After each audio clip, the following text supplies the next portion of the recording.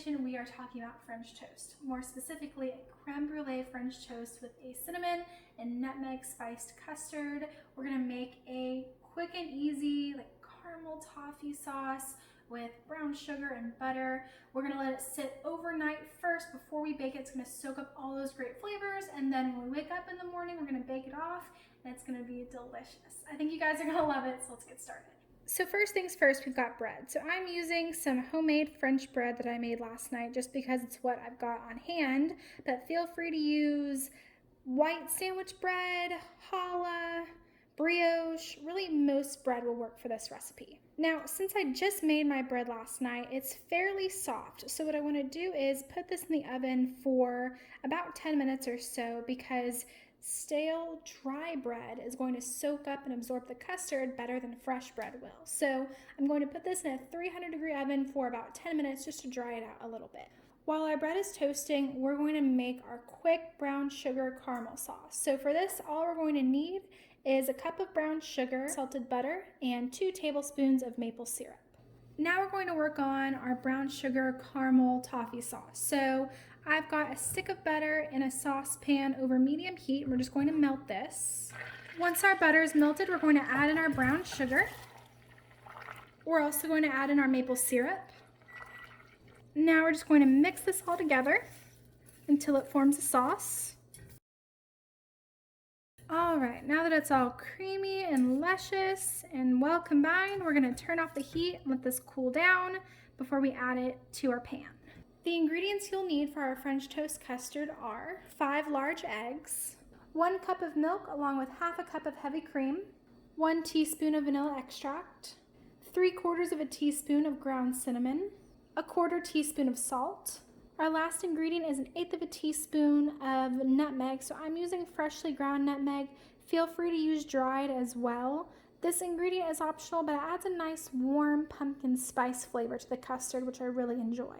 We're going to mix our custard while our bread is cooling. So I've got my 5 large eggs. I'm going to add my milk and heavy cream mixture. And if you want this to be a little bit more indulgent, you can use half and half instead of the milk and cream combo that I'm using. We'll add our teaspoon of vanilla, 3/4 of a teaspoon of cinnamon, 1/4 of a teaspoon of salt. And don't let the salt scare you. It's not going to make the French toast salty. All food needs seasoning, including baked goods. And then we'll add in our fresh nutmeg. Now we'll just whisk this together for at least 30 seconds to a minute or so.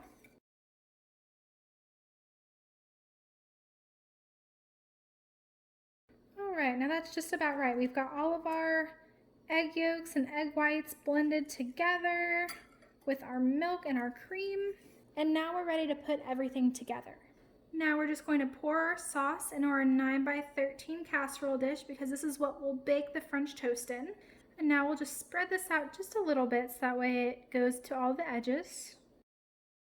Now we'll add our bread to the baking dish.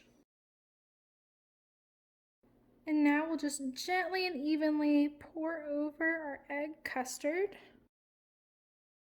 Now that everything's been evenly covered, we're going to put a lid on this and put this in the fridge for 8 hours or overnight. All right, so our French toast rested overnight, and it's been about 12 hours now. So I'm gonna bake this off in a 350-degree oven for about 35 to 40 minutes, and I'll show you what it looks like when it's done. So we let this bake for about 38 minutes at 350 degrees. So now we're gonna plate it up, and then we'll be ready to eat. So I plated this up and just added some powdered sugar and a fresh strawberry on top just to add some freshness. And now we are ready to eat. Okay, I lied. We're gonna do just a little bit of maple syrup. It's French toast, we have to have a little bit of maple syrup. All right, let's see what we got here. Since there's no sugar in the actual custard and just on the bottom, it's actually not overly sweet, which is great. It has a nice balance, super custardy, since that custard rested with that bread for, I think I had it for about 12 hours. You know, you're probably gonna want to work out a little bit after this, but it's gonna be totally worth it. This is great for any get-together, holiday weekend, Father's Day coming up. It's so easy. You get everything done the night before, and then all you have to do when you wake up is bake it, and you're ready to eat. All the recipe, ingredients, substitutions, instructions, all that good stuff is on my website, injenskitchen.wordpress.com. Thanks for spending time with me. I'll see you guys next time.